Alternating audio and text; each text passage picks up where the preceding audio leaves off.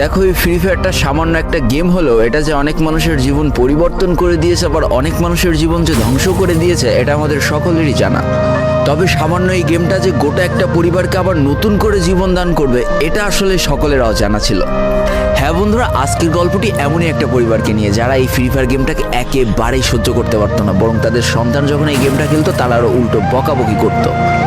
আর ভাগ্যের কি অপূর্ব লীলা খেলা দেখো, সেই গেমটা আজকে গোটা পরিবারটাকে বাঁচিয়ে রেখেছে। আর এখন তার বাবা মাও উৎসাহ দেয় তাদের সন্তানকে যে ফ্রি ফায়ার খেলো। এজন্যই চলো জেনে আসি আসলে কি এমন ঘটেছিল ওই পরিবারটার সাথে। তো বেশি ব্যাকপ্যাক না করে ছোট্ট একটা ইন্ট্রো দিয়ে আজকের ভিডিও শুরু করা যায়। তো আজকের গল্পটা শুরু হতে চলেছে ছোট্ট একটা গ্রামের ছোট্ট একটা পরিবারকে নিয়ে।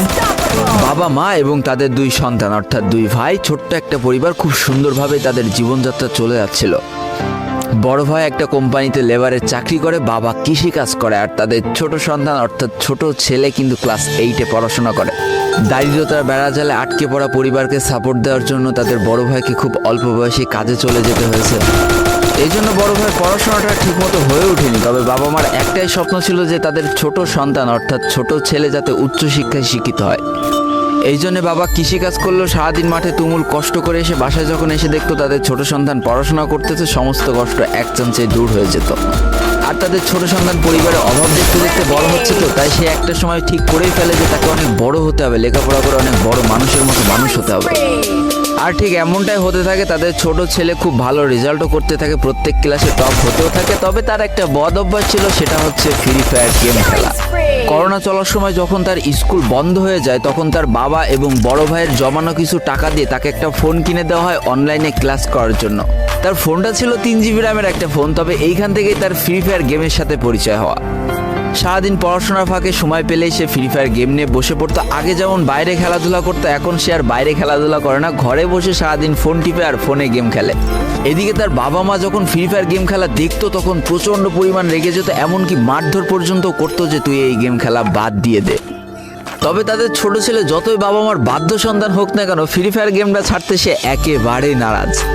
প্রথম দিকে পড়াশোনার ফাঁকে ফাঁকে গেম খেললো, যখন তার বাবা মা তাকে বকা শুরু করে তখন সে রাতের অন্ধকারে গেম খেলা শুরু করে।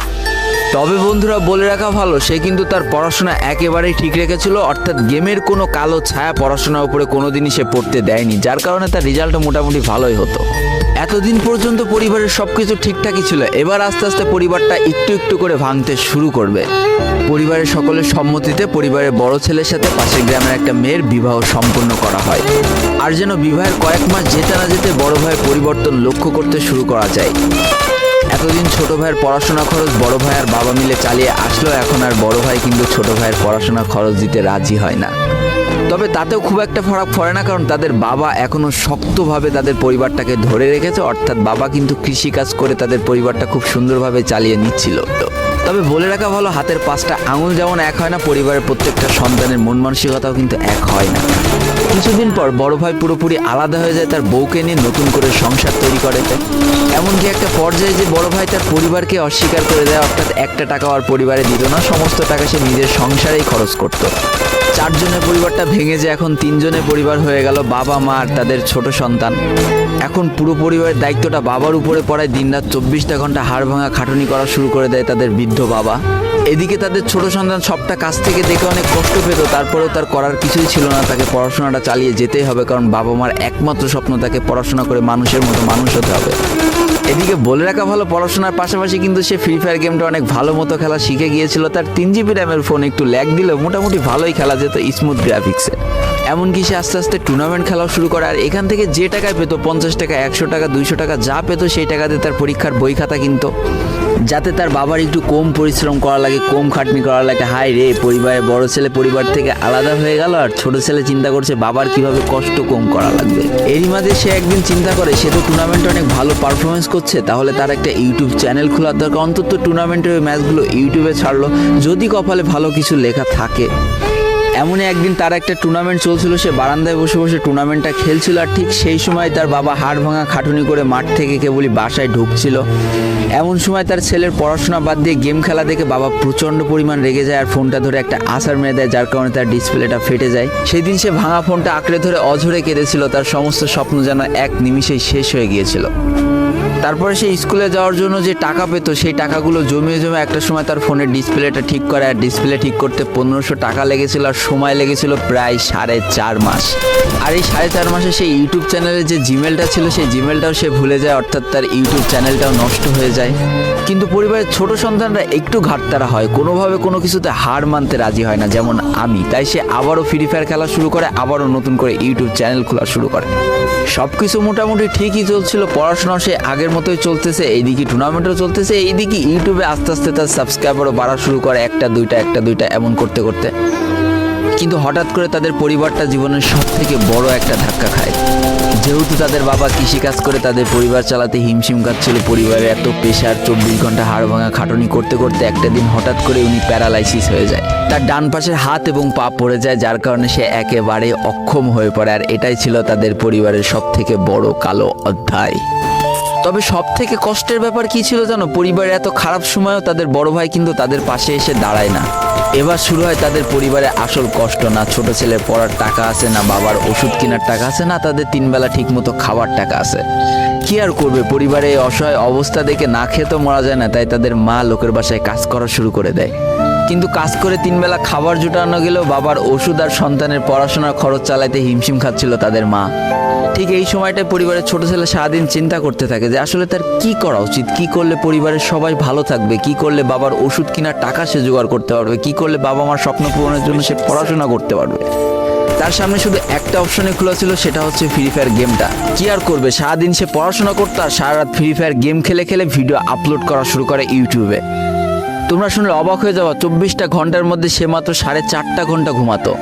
দিনের বেলা স্কুলে থাকতো, স্কুল থেকে এসে সে একটা চার দোকানে কাজ করতো, চার দোকান থেকে বাসায় এসে পড়াশোনা করতো, পড়াশোনার পরে রাত্রেবেলা ফ্রি ফায়ার গেম খেলে ভিডিও আপলোড করতো। সৃষ্টিকর্তা হয়তো তাদের কষ্টটা দেখেছিল, তাই তার বেশি দিন কষ্ট করা লাগেনি। 4.5 মাসের মাথায় তার একটা ভিডিও ভাইরাল হয়ে যায়। ব্যাস, লাইফের মোড়টা এইখান থেকে ঘুরে গিয়েছিল। তোমরা সকলে জানো একটা ভিডিও ভাইরাল হলে আসলে কি হয়। সব জায়গায় তার নাম ছড়িয়ে যায়, মানুষ আস্তে আস্তে তার ভিডিও দেখতে শুরু করে, তাকে পছন্দ করতে শুরু করে, তার গেম প্লে ভালো লাগতে শুরু করে। একটা সময় সে একটা ভালো প্লেয়ার হয়ে যায়। আর সে জীবনে প্রথম পেমেন্ট পেয়েছিল 12,500 টাকার, যেখান থেকে 7,000 টাকার তার বাবার জন্য ওষুধ কিনে দিয়েছিল, আর বাকি টাকাটা তার আম্মুর হাতে তুলে দিয়েছিল। তারপর থেকে তার মাসিক বেতন কখনো ওই 12,000 টাকার থেকে কমেনি, বাড়তে বাড়তে একটা সময় তার মাসিক বেতন দাঁড়ায় 1 লাখ টাকা, যেটা ছিল তাদের পরিবারের জন্য অবিশ্বাস্য একটা ব্যাপার। যেই পরিবারটা না খেতে পেয়ে প্রায় মরার মতো অবস্থা হয়ে গিয়েছিল, সেই পরিবারটা আজকে কোথা থেকে কোথায় যেয়ে দাঁড়ালো। তবে সব থেকে মজার ব্যাপার কি জানো, এখন আর ফ্রি ফায়ার খেলতে দেখলে তার বাবা মা কিন্তু তাকে বকে না। তো দেখো, জীবনে খারাপ সময়গুলো চিরদিন স্থায়ী হয় না, খারাপ জীবন কাটিয়ে কিন্তু ভালো সময় আসে, অর্থাৎ তাদের পরিবার এখন ভালো সময় চলে এসেছে।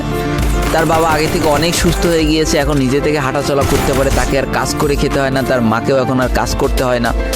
এইদিকে সব থেকে বড় আনন্দের ব্যাপার কি জানো, ওই ছেলেটা তার পড়াশোনাটাও ঠিক রেখেছিল, অর্থাৎ এসএসসি পরীক্ষায় সে কিন্তু জিপিএ 5 পেয়ে উত্তীর্ণ হয়েছে।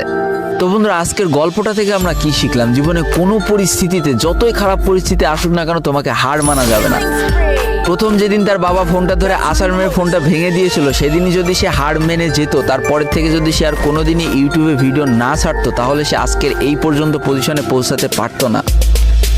দারিদ্রতা বলো, না খেয়ে স্কুলে যাওয়া বলো, চার দোকানে কাজ করা বলো, বাবা মার অসহায় পরিস্থিতি বলো, কোনো কিছুই কিন্তু এই ছেলেটাকে দাবিয়ে রাখতে পারিনি। আর দিন শেষে যেই মানুষটা সর্বোচ্চ কষ্ট করে, সৃষ্টিকর্তা তার পুরস্কার নিজে হাতে করে দেয়, এটাই তার জলজ্যান্ত একটা উদাহরণ। তো আজকের গল্পটা ইন্ডিয়ান একটা ভাই আমাকে পাঠিয়েছে এবং তার নামটাও বলতে নিষেধ করে দিয়েছে, এই জন্য আর বলা হয়ে উঠলো না, সেই ইউটিউবারের নামটাও আর বলা হয়ে উঠলো না। এটাই ছিল জীবনকে পরিবর্তন করিয়ে দেওয়ার মতো একটা ছোট্ট গল্প। এই গল্প থেকে অনেক কিছু শেখার আছে। একটা কথাই বলবো, গেমটাকে নেশা না পেশা হিসেবে নাও, তোমার জীবনে পরিবর্তন হলেও হতে পারে। তো আজকের ভিডিওটা এই পর্যন্তই ছিল। ভিডিওটি ভালো লাগলে অবশ্যই একটা লাইক করে ফেলো, কমেন্ট করো, বন্ধুদের কাছে শেয়ার করে দিও।